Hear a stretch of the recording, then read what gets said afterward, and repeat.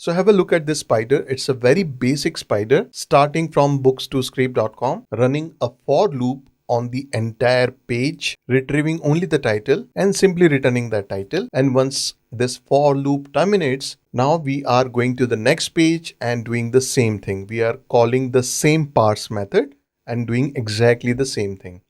So let's run the spider and let's see how much time it takes. The scraping is now complete. 1000 items scraped. It took 21.21 seconds, almost 21 seconds. So this is not good. We can do much better. Now, first of all, we need to understand what is wrong with our spider. So let's recall the architecture diagram. So this is the Scrapy architecture diagram.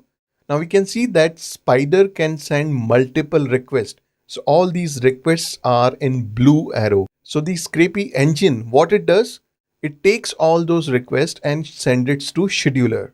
The requests are being collected by the engine and being sent to the scheduler.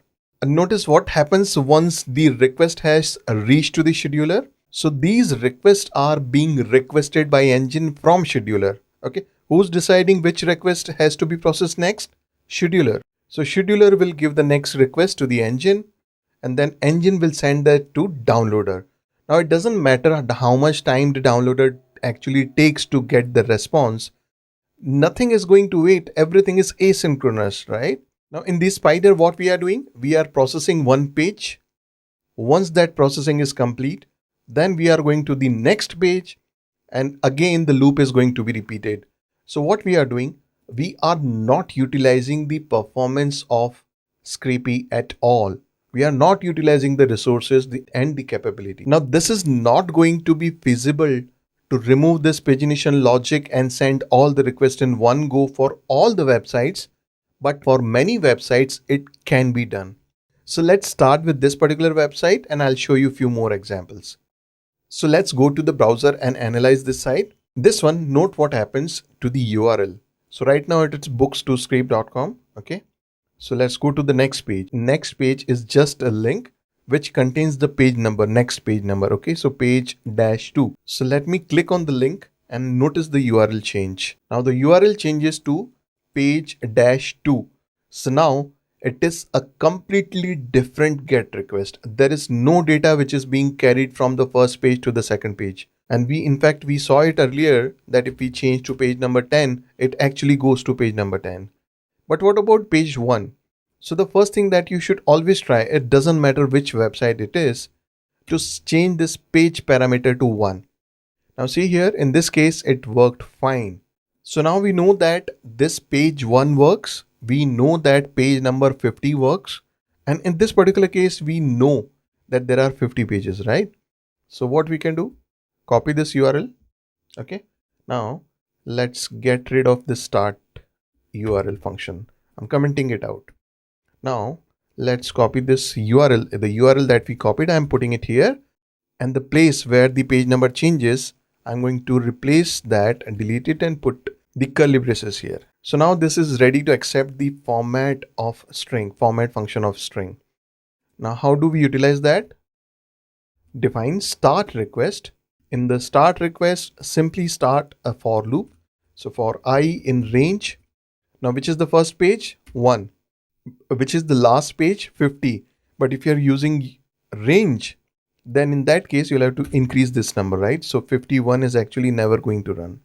Now what I will do, yield scrapy.request url.format I.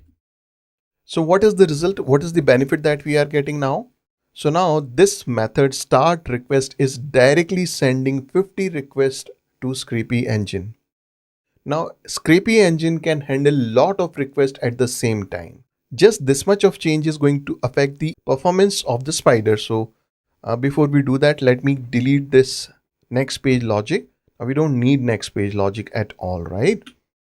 So let's run the spider. Remember that last time it took 21.2 seconds. So let's run this again. URL is not defined because it should be self.url. So let's see how much time it takes. I was going to say that I'm not going to forward this, and there is no need to forward. Before I could finish my sentence, it's completed. 1000 items scraped in only 4 seconds. So now there is one lesson to be learned. As much as possible, avoid pagination. I do understand that it is not going to be possible for all the sites, but for some of the sites it's going to be possible. So let me show you one example. So this is the Amazon site. Okay, so we just search for laptop and we have to retrieve all the products. How we can change the pagination logic? Okay, so let's see how much time it takes and how many products we are able to get. Okay, so Scrapy crawl Amazon. So it's done. 306 items were scraped. It took 26 seconds. So now what we are trying to do, we are trying to optimize this. In the page, we are going to change it to page number 1. All right, let's see whether it works or not. Okay, it worked. And the URL was probably rewritten. That's why we do not have it here. But doesn't matter, it works. So what we can do, we can take this URL as our base URL. Now the only thing left is to find out how many pages are there on this listing. So that also we can easily find out. So let's go to page number 1. Okay.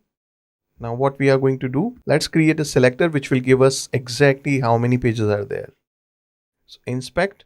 So we just have to look for last -1 and that will contain the total page number. Okay. So this is last and I'm just putting last -1 and there we have it. We have this selector which will give us the exact page numbers. But this number will be available only when the first page has processed already. So what we are going to do, for the first time, we are going to let it run as it is. But this next page, this logic I am going to completely remove. So right over here, I am going to check for total. So response.xpath and get. So now we have total number of pages. If total number of pages, if it is at all, if it is there, okay, we are going to convert it to integer. And we need to convert it to integer because we are going to run a loop.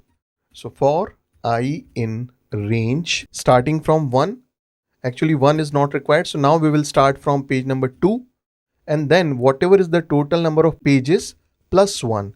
Now let's take this URL. Let's take this URL from any of the pages. So the URL here is going to be this URL and I'm going to change this page number. So wherever you see page number, just remove it and put a curly braces here. Don't forget the yield. Scrapy.request URL.format and I. Okay. So now see what is happening. So there are 19 requests which are going to be sent out. If current page number is 1, only in that case we will run this loop. So how do we check current page number? Let's create a selector which will give us what is the current page number. So we can see that the current page number is styled differently. Inside pagination, this is a selected, okay? And this one, aria current, this is for accessibility. Control F, and I'm going to write a very simple selector, star, and I'm going to use this attribute. Very easily, I got this current page number as 1. Total page is this. Current page is going to be response.xpath and let's paste in this xpath. Okay, and we need to extract the text. Let's call the get method. Total pages and current page, both should be available. If integer current page equals 1, only in that case yield all these requests, right? So let's see the performance difference. So how much time it took last time? It took 26 seconds. Okay. So I'm just going to run the same spider again without any change. And let's see how much time it takes. By the way, sites like Amazon and all other sites, they are going to slow you down. So that is something that you need to take care of. Anyway, we have 306 items scraped in 10 seconds. So if you compare before and after, the numbers have come down drastically. And anyway, if you are doing any kind of serious scraping on Amazon or any of the big sites, you will use proxies, and this is where your proxies are going to help you. They can distribute the load and make it even faster. So if you are using proxies and if you are still using next page, yield, next page, yield, next page, then it's not going to help much. You will not see a lot of improvement. But if you use this approach combined with proxies, you'll have the fast scraping.